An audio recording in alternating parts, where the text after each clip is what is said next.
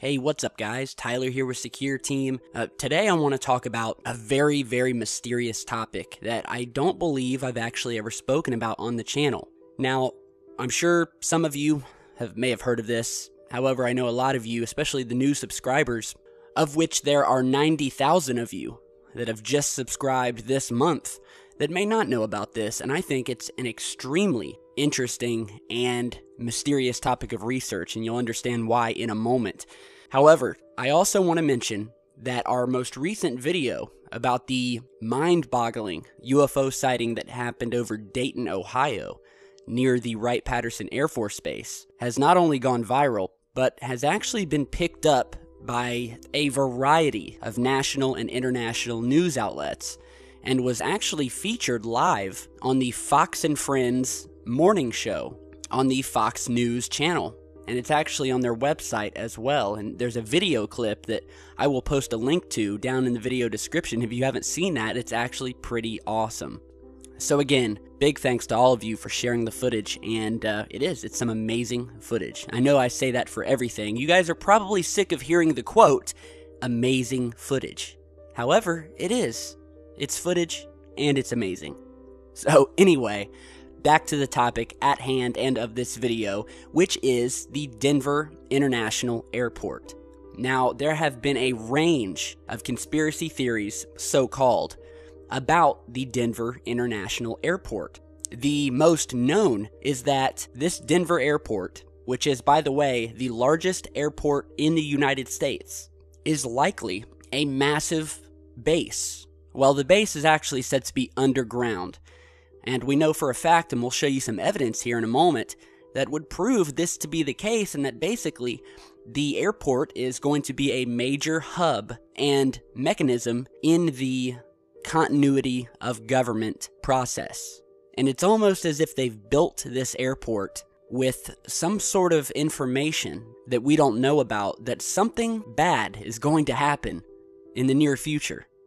So, this airport opened its doors on February 28th, 1995, after falling behind a year, and were a year behind schedule, and spending about $2 billion more than its original budget had dictated.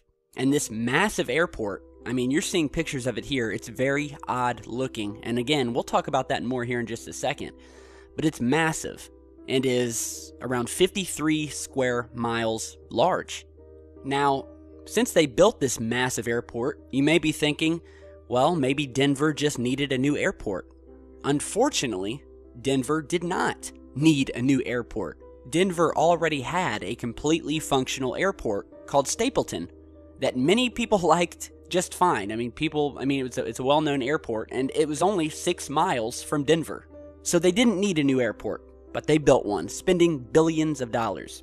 And once it was built, people began noticing and worrying about some hints that they were seeing around the airport that would seem to indicate that the airport was hiding something a little bit more sinister. Visitors to the airport immediately noticed a number of mysterious Masonic symbols, murals, images, writing that depicted the end of the world. And you're seeing some of those images here.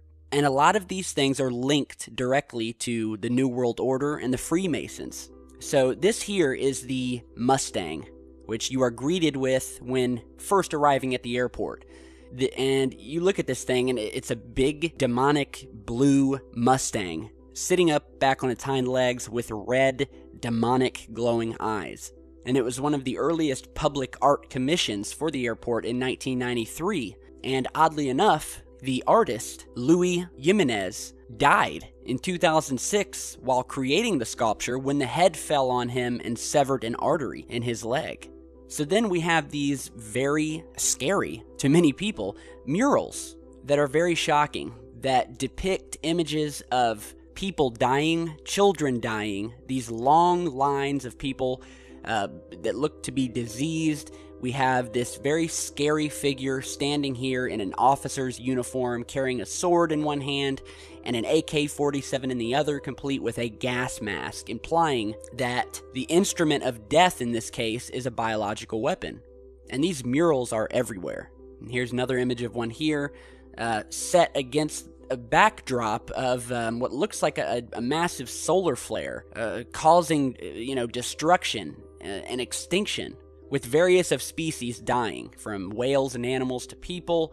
We have a forest in the background burning down, and you'll even notice here that there's a little girl holding a Mayan tablet, also alluding to the end of the world. And you'll also notice, going around the airport, that there are these stone plaques with very mysterious engravings, alluding to Masonic symbolism. One of these engravings is right here. Now, as you're seeing, AUAG are actually the symbols for gold and silver on the periodic table. However, you may have a different view of the meaning of this when you figure out that one of the founders of the airport also is the man who discovered a new deadly strain of hepatitis known as Australia antigen, also called AUAG. And it's been rumored that this AUAG could be a very potent biological weapon for future warfare. So then we move on to another very mysterious stone block that is right in the entrance. And by the way, an interesting fact is that nobody really knows who paid for the Denver airport and its construction. However, all we do know is the fact that this dedication stone with this Freemason symbol in the middle, as you're seeing. And some very odd things are written here. The first one is the quote here that says, "The time capsule beneath this stone contains messages and memorabilia to the people of Colorado in 2094. So, why 2094? Again, do they know something we don't? And when you take in all of the evidence about DIA, and sometimes I will reference the Denver International Airport as DIA to cut down on time. So it's very eerie, and it reminds me of the Georgia Guidestones, which we will also talk about here in just a minute. But again, very odd. So then, under this Masonic symbol, we have another quote that says, "New World Airport Commission." And it sounds innocent enough until you find out that the New World Airport Commission does not exist. And, I mean, you just look at the name of it. New World Airport. As opposed to what? The old world? The world that we are all living in now? The world that may have existed when the future people of 2094 look back on this and think of the old world? So again, you have to read between the lines. And it's all very cryptic. So here's some more very interesting and delightful imagery as you're walking through the airport, as you have this massive stone demon coming up out of a suitcase, greeting you on your way to your flight. There's nothing like going to the airport, especially if you have a fear of flying. You've got your suitcase in your hand and you see this big beautiful statue of a demon coming up out of a suitcase, almost as if to say, "Have a nice flight." So, it's all very strange for an airport, and I would be frightened if I saw that thing. I already have a fear of planes, which is why I usually drive to places when I go on vacation, especially with all of the planes that are disappearing and vanishing these days. And if I saw that thing while I was going to my plane, it'd be a done deal. People talk about these bunkers, that there's this massive 360,000 square foot underground base used in the continuity of government when the shit hits the fan. Now, this image you're seeing here is actually a blueprint of 5 buildings that were mysteriously buried during the early days of construction on the airport. And these 5 large buildings were fully constructed. However, afterward, they were deemed to have been, quote, positioned incorrectly. So what did they do? Did they demolish the buildings like any other person would? No. They decided that rather than be demolished, that the buildings were ordered to be buried. And apparently now, and according to an airport spokesman, these buildings are now being used as, quote, storage.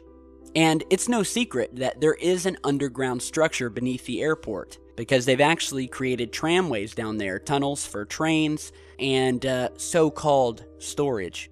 And if you'll remember, when there was all this controversy about the comet Elenin and how it was going to pass by Earth, and a lot of people thought that it was going to hit Earth because it did have a very odd trajectory.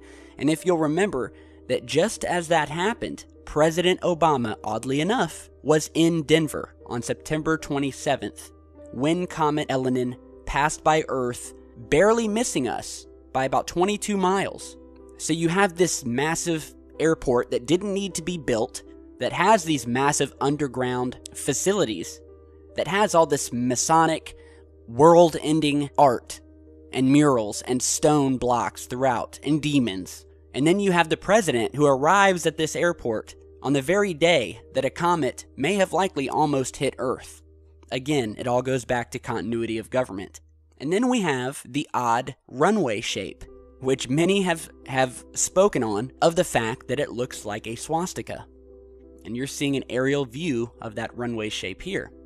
And again, the airport is home to a number of tunnels, including a tram that goes between concourses. And it also is interesting to note that there is a failed automated bagging system that they spent millions of dollars creating even more underground storage room, in quotations, when they basically tried to create an automated bagging system that basically never worked. I mean, the system failed spectacularly when it was first tested, and was actually one of the reasons for the DIA's delayed opening.